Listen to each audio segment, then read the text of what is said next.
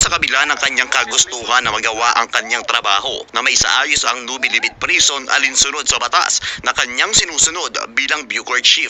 Itong sanggunian naman ng Muntinlupa ay yung pagdeklara nga na persona non grata. Siguro trabaho rin nila yon. Kaso nakakalungkot sa isang katulad namin na nagtatrabaho tapos i-declare nilang ganun ka o yung taong susunod pa siguro. Halimbawa, Muntinlupa ito, persona non grata ka. So, nandun na yon. Paano kung mayroon din kang lilipatan uli na ganyan din? Kasing katulad ng trabaho mo dito, gagawin mo uli, ayusin mo. Di-declare ka na naman doon. Paano yan? Ano ngayon susundin mo? Yung mga hindi nakakaalam ng batas na nagdi-declare sa'yo ng persona non grata? O yung talagang tinakda ng batas na dapat mong gawin? Dagdag pa ni Bantag, control gate lamang ang ginagawa ng Bucor gaya ng Southville 3 na taliwas sa mga akusasyon ng mga residente sa Katarungan Village at ng Muntinlupa na wala na raw madadaanan dahil saradong pader di umano ang gagawin ng Bucor, bagay na pinasinungalingan ni Bantag. Itong ginagawa namin sa Katarungan ay kastulad din ng ginawa namin sa Southville 3.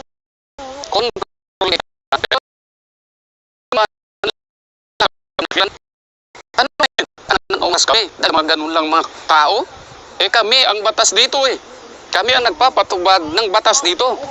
Pero maglalagay pa rin kami ng control gate kasi nga may mga affected dyan na mga individuals, ng mamamayan na dapat ding dumaan dito katulad ng teachers, mga students, may mga nagtatrabaho rin dyan na part ng DOJ family. So, isasaayos lang naman natin ang lahat. Yun siguro hindi nila nagustuhan dahil na yung pagbabago nga na matagal naman na nila kasing ini-enjoy.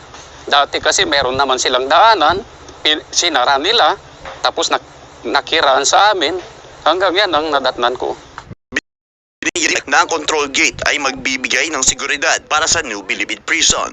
Ang control gate na sinasabi natin ay walang pinagkaiba yan sa Camp Aguinaldo, Camp Crame, na control nila kung sino yung mga dumadaan.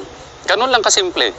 Yung hindi authorized ay hindi pwedeng padaanin. Dagdag pa ni Bantag na wala siyang nilalabag na batas sa kanyang ginagawa sa Nubilibid Prison dahil ang kanyang layunin lamang ay matulungan at mapagaan ang trabaho ng susunod na Bucor Chief. Ang paglalagay natin sa mga control gates na yan, sa katunayan, nagkaroon kami ng congressional hearing in aid of legislation.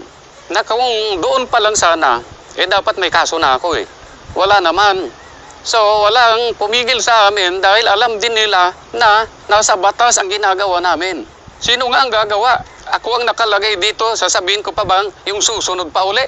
Ibig sabihin, itong ginagawa naman namin ngayon, part namin ito na siguro makagaan din naman sa susunod na henerasyon, mga bagong empleyado, bagong Director General ng Bucor, at saka pagkokontrol kasi ng isang kulungan, ang nakasalalay din dyan ay yung mga taong bayan. Kasi mga drug lords na mga nandyan. Ito si Franco Baranda.